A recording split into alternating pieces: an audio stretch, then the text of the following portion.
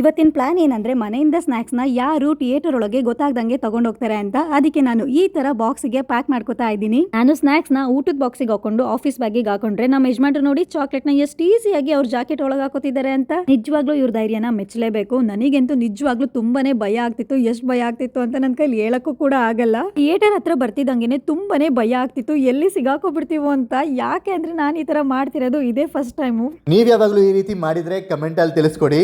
ನಂಗೂ ಕೂಡ ಭಯ ಆಗ್ತಿತ್ತು, ಆದರೆ ಇವಳು ಮುಂದೆ ತೋರಿಸ್ಕೊತಿರ್ಲಿಲ್ಲ ಇವಳು ಮಾಡೋದಿಲ್ಲ ಈ ಟಾಸ್ಕ್ನ ಅಂತ.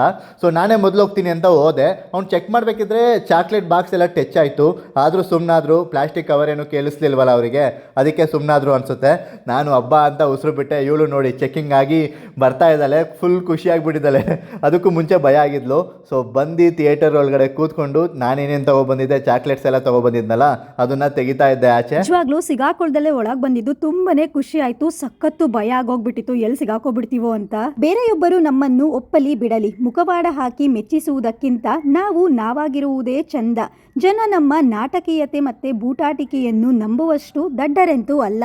ಎಲ್ಲರ ದಿನ ಶುಭವಾಗಲಿ, ಎಲ್ಲರೂ ಖುಷಿ ಖುಷಿಯಾಗಿ ಇರಿ.